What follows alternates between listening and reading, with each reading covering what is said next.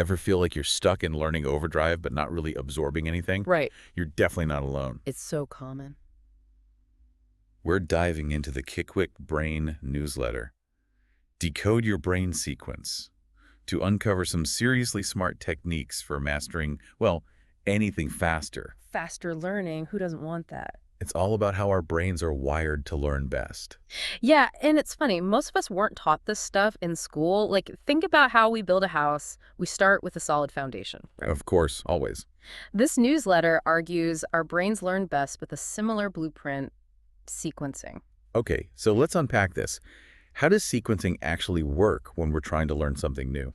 So it's about strategically ordering information, so each piece builds on the last. You're creating a logical flow that your brain can easily follow. Interestingly, this idea of building upon prior knowledge is actually a core principle in education called scaffolding. Scaffolding. So are we Yeah. talking about those construction site things? Okay, just kidding. But seriously, what is that in the context of learning? You're on the right track, though.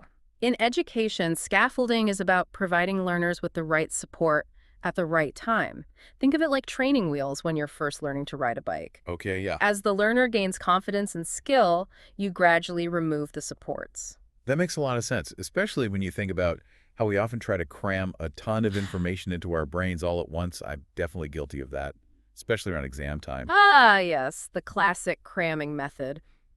But here's the thing, our brains just aren't wired for that kind of information overload. They're not.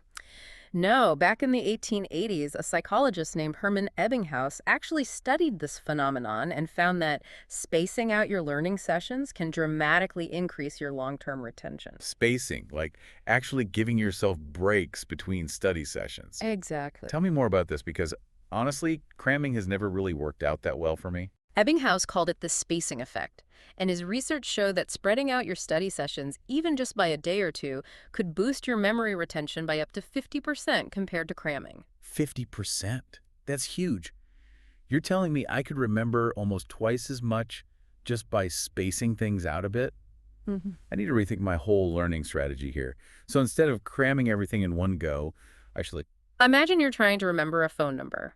If you repeat it over and over again in a short period, you might remember it for a few minutes. But if you space out your practice, repeating it a few times each day, you're much more likely to remember it in the long run.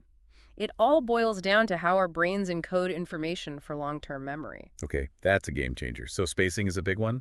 But then there's that feeling of being completely overwhelmed by the sheer volume of information, especially when you're trying to learn something new and complex. Any advice from the newsletter on dealing with that? It's a common challenge, we've all felt it. Fortunately, the newsletter offers a solution: chunking. It's about breaking down large amounts of information into smaller, more manageable pieces. Okay, so instead of trying to swallow the entire information burger in one bite, I should break it down into more digestible nuggets? Is that what you're saying? You got it. Think of it this way. Your brain is like a computer processor. It has a limited amount of working memory. When you overload it with too much information at once, things start to slow down and some information might get lost. It's like when I try to open too many tabs on my computer at once, everything freezes. Exactly. So chunking is basically about optimizing our brain's processing power. Yes, precisely. And this connects to some fascinating research by psychologist George A. Miller, who found that our short-term memory can only hold about 7 plus or minus 2 items at a time. 7, Yeah. plus or minus 2. Yeah, chunking helps us work around that limitation. Instead of trying to remember 7 individual numbers, you can chunk them into, say, a 3-digit area code and a 4-digit number. It's like the difference between trying to stuff a whole bunch of loose clothes into a suitcase versus neatly packing them. With packing, you can fit way more in because it's organized. That's a great analogy. And just like with packing, there are different ways to chunk information. You might group things by category, timeline, or even create acronyms or mnemonics. Chunking. I'm adding that to my list of learning hacks for sure. But even with the best techniques, there's this other factor that always seems to creep in fear of failure. You know that voice that says, what if I mess up? Oh, tell me about it. It's a common experience, and it can really put the brakes on learning. When we're afraid to make mistakes, we tend to hold back. It's like being frozen in place, too scared to even try something new because you might not get it perfect on the first try. Exactly. The newsletter calls this the affective filter, which is basically a psychological barrier that pops up when our anxiety is high. Think about a time you felt really nervous or under pressure while trying to learn something new. Did you find it harder to focus or remember information? Absolutely. Like trying to give a presentation when you're already feeling flustered. Your mind goes blank, even if you know the material inside and out. Precisely. That's the effective filter in action. It's like our brain power gets diverted to managing the stress response, leaving fewer resources available for actual learning. The good news is that the newsletter offers a great technique for overcoming this. No stakes practice. No stakes practice. Okay, I'm intrigued. Tell me more about this. It's all about creating a safe space to learn and experiment without the pressure of judgment or high consequences. It's like the difference between practicing your golf swing at the driving range versus playing in a high-stakes tournament. So it's about taking the pressure off and allowing yourself to make mistakes without feeling like the world is going to end. That makes a lot of sense. The newsletter mentions an example of learning knife skills, right? Yes, it suggests that instead of starting with a super sharp chef's knife, which can feel intimidating, you could begin by practicing those same motions with a harmless lettuce knife. It's still building muscle memory and coordination, but without the risk. That's such a clever approach. It takes the fear out of the equation so you can focus on developing the skill itself. I love that. But here's a question. All this talk of sequencing, spacing, and junking makes me think about the traditional ways we're taught, especially in school. What about when it comes to learning something completely new, something outside the box? Are there any unconventional approaches the newsletter recommends? This is where things get really interesting. The newsletter challenges us to consider that sometimes the best way to learn is by breaking the rules, by flipping the script.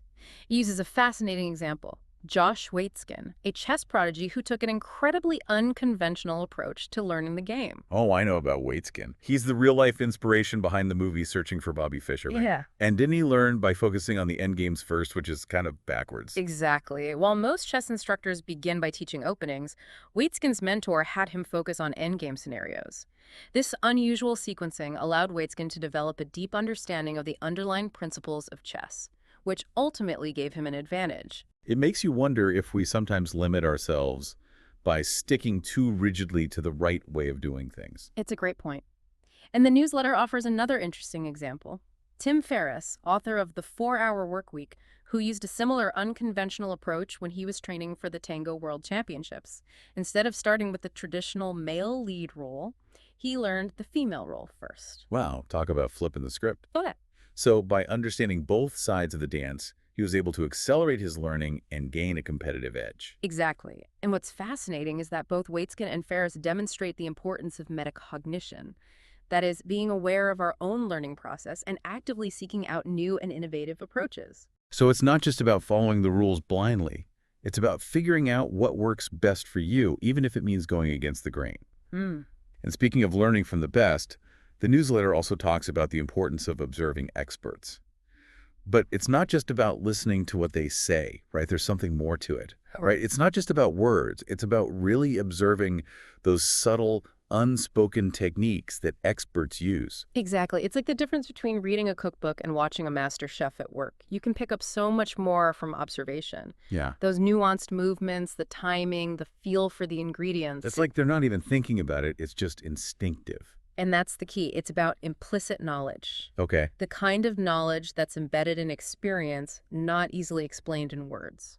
So how do we tap into that, aside from, shadowing a master chef? Well, the newsletter emphasizes the importance of paying attention to the details, The details of the how and the why behind an expert's actions. Ask yourself, why did they do it that way? What can I learn from their approach? So it's about being an active observer, not just passively watching. Right. Engaging with what you're seeing and trying to extract those hidden gems of knowledge. Precisely. And this brings us to another crucial point the newsletter makes. The power of our past experiences. Okay, past experiences. Yeah. It's easy to think we need to start from scratch when learning something new, but we often have a wealth of relevant experience already, right? Absolutely. We tend to compartmentalize our knowledge, but there's so much crossover between different skills and experiences. Can you give me an example? Imagine someone with a background in, say, photography, wanting to learn how to paint. They might not realize it, but their understanding of composition, light, and shadow directly translates to painting. It's like they have a secret weapon, a foundation to build upon. Exactly.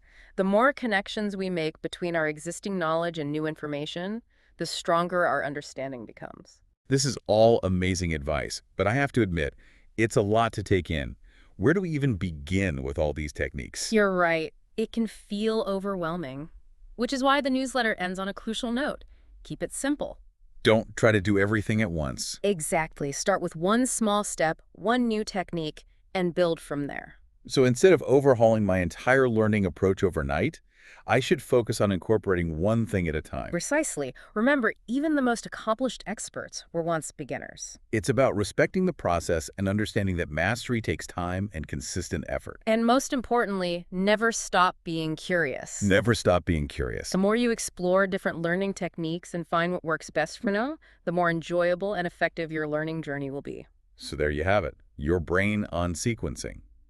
We've uncovered the secrets to faster, more effective learning, from spacing out your study sessions to embracing no-stakes practice. And remember, knowledge is a journey, not a destination. It's a journey. Keep experimenting, keep exploring, and most importantly, have fun along the way. What will you decode next?